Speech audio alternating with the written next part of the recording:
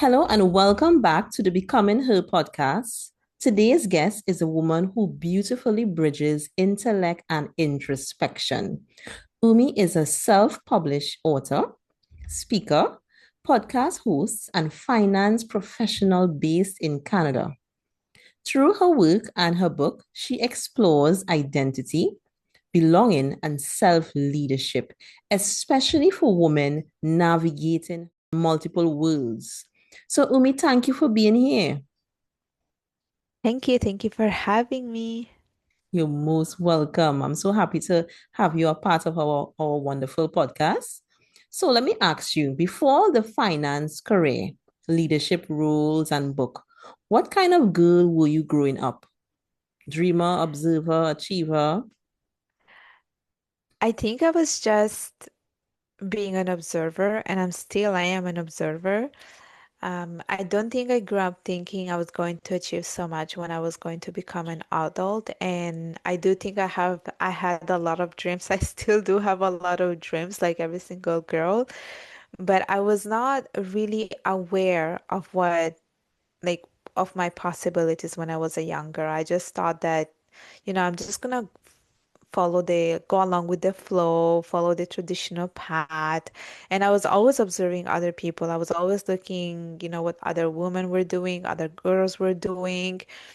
But it was really just that. Like there wasn't any type of like ambition or Mm. any type of achievement that I wanted to get in my life. It's just conversation that never happened and no one ever spoke to me about it.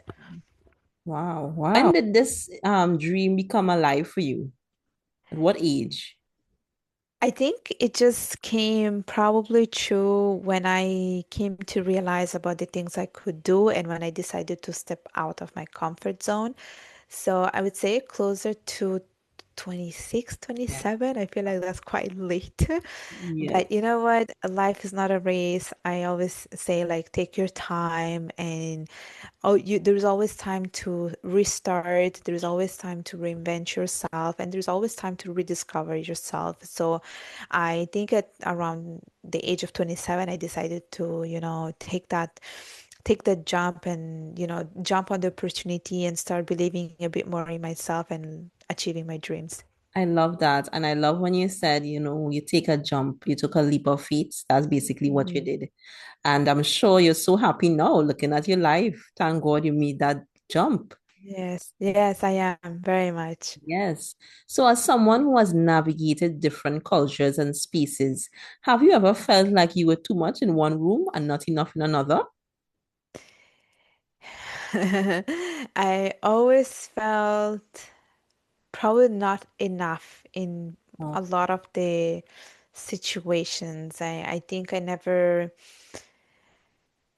think in a way it comes from my cultural experience, like growing up in a culture that was predominantly made of white people. I knew that I was not like everyone else. mm, And so that made me feel like I was little, I was shrinking myself, mm. and I was also not believing in myself. So in that sense, I felt like I was not enough of anything. But then even around Bengali people, I felt the same way. I feel like I was not even enough over there because I grew up with so much of an, Western society. So deep inside, I knew that, I was not good enough for what people were looking for, the ideology.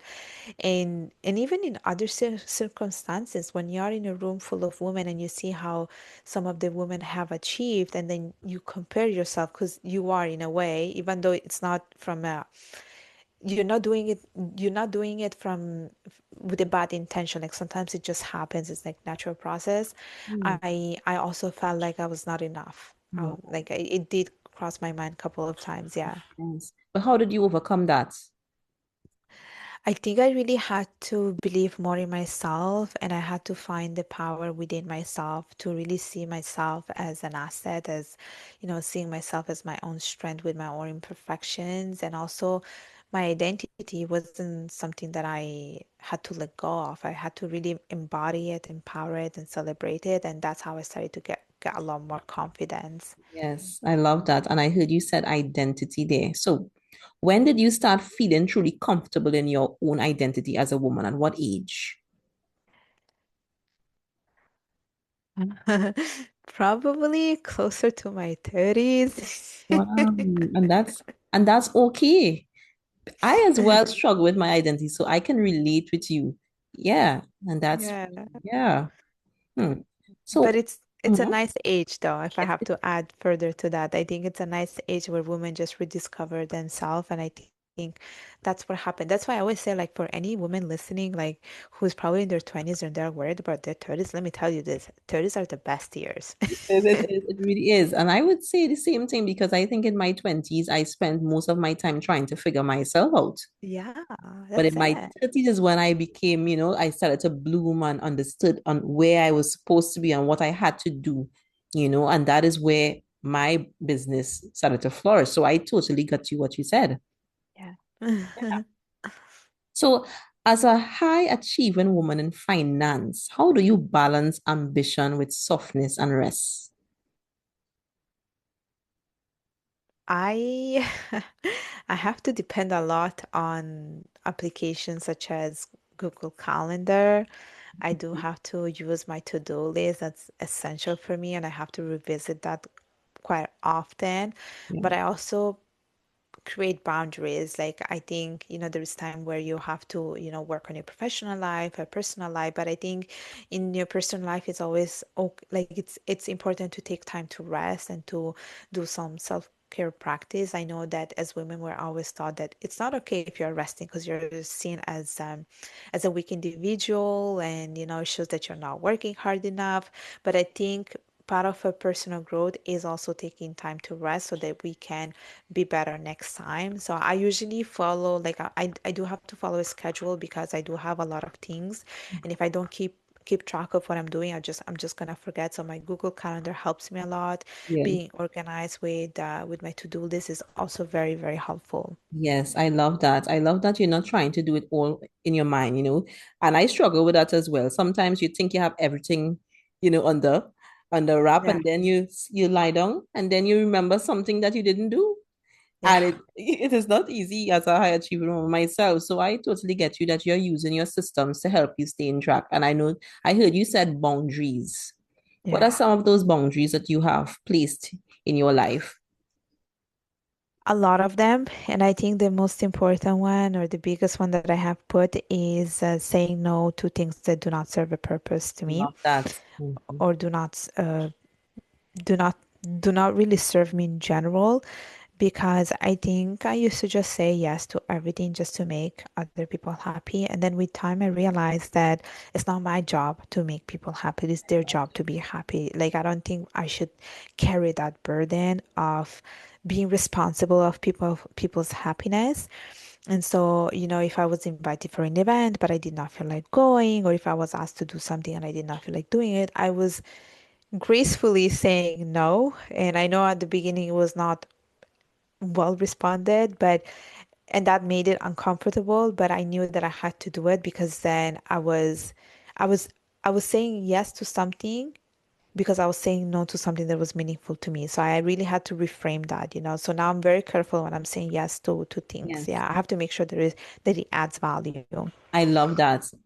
And it is important that we do this because the role that you have as an author and in finance, you do not have time to waste. So you need to choose the things that will bring you value. And I totally get that because I also have that standard for myself as well. But I Yeah. just want to take a minute just to talk about your book. Can you just give me a little bit of the inside of, your book, you as an author?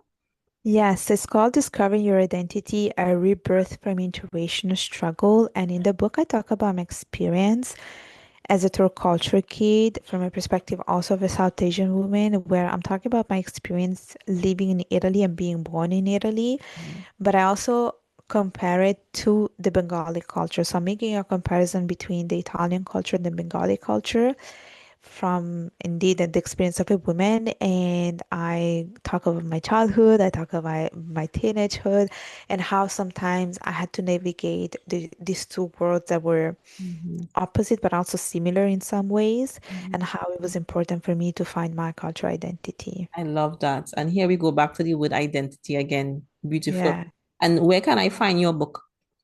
it's on Amazon. Wonderful, wonderful. Well, you'll definitely send me a picture so I can send to, the community of women who will definitely want to purchase your book. Yes? Yes. Yes, sure. So what role has mentorship and sisterhood played in your growth? A lot. I would say if I have to describe mentorship or sisterhood, I think I would use the word encouragement. I think as mentors or also like women part of communities, it's important to support each other. I grew up thinking that that wasn't my job, that my like we just I grew up with the mentality that we just supposed to be comparing ourselves and create rivalry between women, and I think that's wrong mentality. And so with time I understand that it's important to support each other, to really cheer for one another and to really help them grow to the woman they are meant to be. And I always say like it's important the people that you have around you. It's very important. You have to choose them Yes. carefully, you know? Correct. So, yeah. Yes, I love that. I love that because, sisterhood is big to me. Um, my mom, I'm an only child as well. So, for me, I Oh, struggle with that sisterhood. But as I got older, I realized that it's important, like you said, to have a community of women where we can just continue building each other because it's very lonely, when we are building at times, especially when we are going. yeah. Yeah, so we need that, extra hand just to we can just pick up the phone and say, hey, I'm not feeling so well, or I'm struggling today. That extra voice really helps us to keep going. So that's amazing. Yeah. Yes. So what's one limiting belief you had to unlearn about yourself?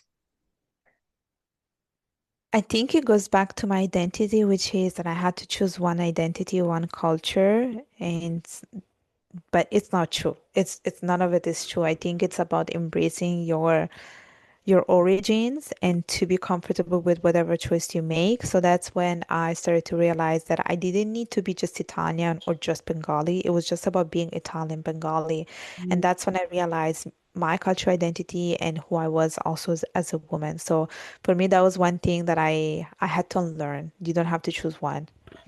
I love that. I love that. And this word identity is such a needed word right now because I Yeah, believe that so many women are struggling with understanding who they are and what they have to do and the origin of who they are and where they are going. So I love that. Excellent answer. thank you. So for women navigating career, culture, and personal growth all at once, how do you stay grounded? And what you can tell to for those women who are, what will you say? I think it's all about purpose and intention. Mm, I think when you're juggling around different things, it can feel overwhelming. But if you're too passionate about something, you will find the time for it. love it. And so whatever you do, I always say like put your heart and soul to it, but you have to do it in a way that it's intentional, that it's coming from a genuine place, and that it's like it's part of your purpose. You know, you're doing this because you have one goal in mind. And Yes. so that's what keeps me going. Like I go to many things, I do many things, do go to many events, but people reach out to me with their feedback and they seem to be so happy that I participated to the event. So that's something that really keeps me going. I love that. Passionate. And it is true because so many women are not happy in what they are doing. But you see, when you said passionate there, I get you because I'm also just like you. And I love when I wake up in the morning and I could just continue working on my goals. We don't ever feel tired, huh? That's it.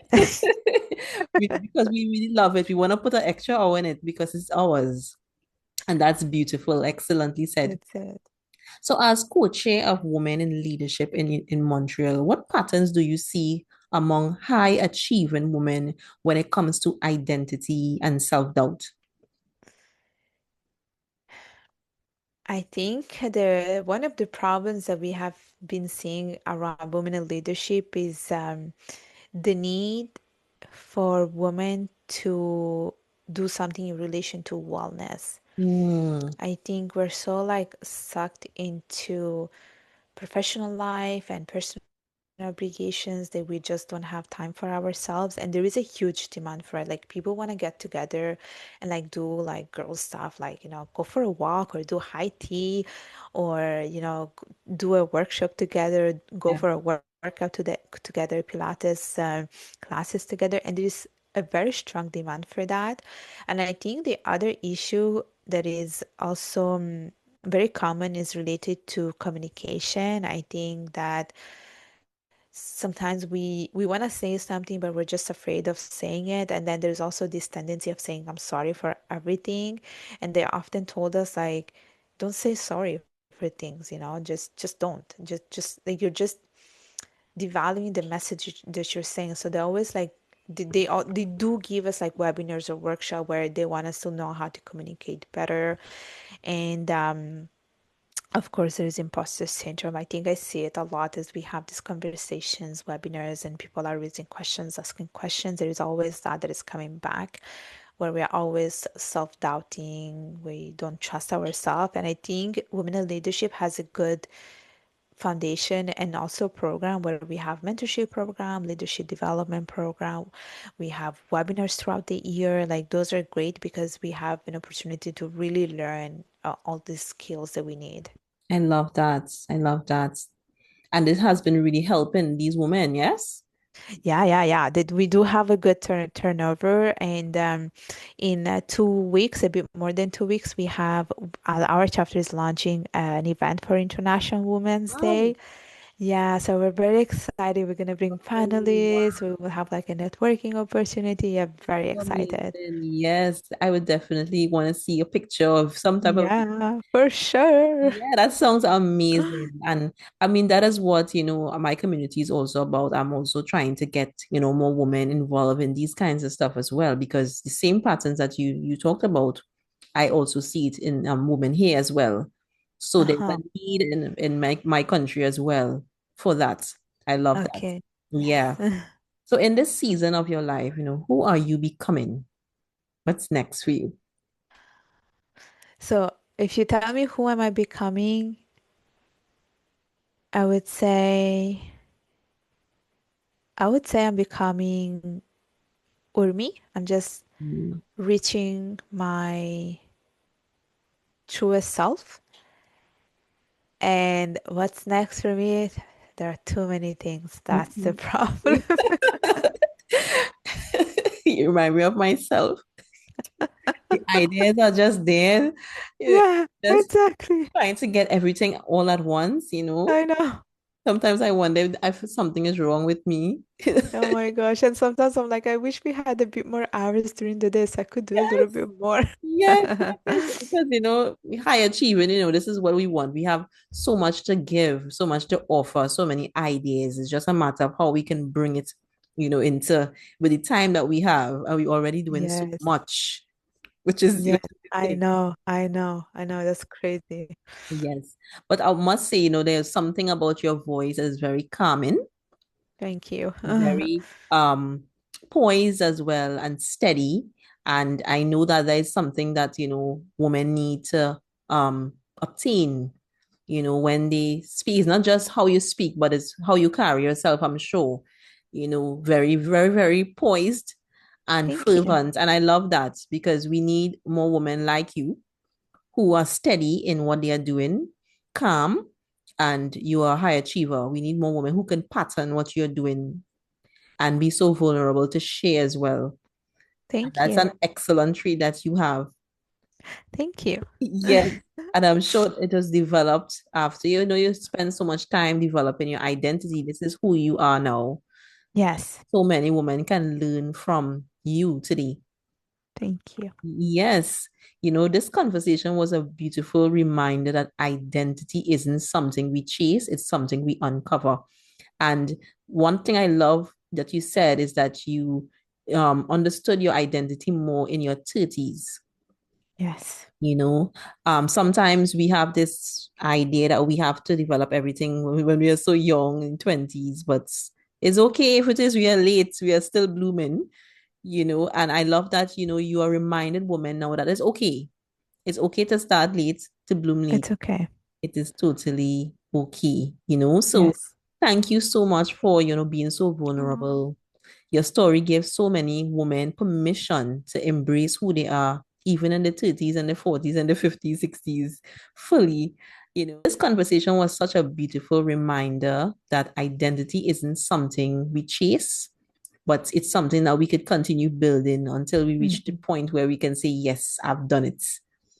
And conversations like this reminds us becoming isn't always loud, it's sometimes very quiet, layered, poised, and deeply personal, like So, thank you so much for being a part of the Becoming Her podcast. I'm truly happy that you took the time to be here. Thank you. Most welcome. And to every woman listening, you're not behind, you're not too much, and you're not misplaced. Just like Umi said, you are becoming. Continue to build your identity and continue to make your dreams come true. And don't forget to be very passionate in what you're doing. This is Becoming Her podcast. I'm Coach Leslie, and until next time, keep becoming.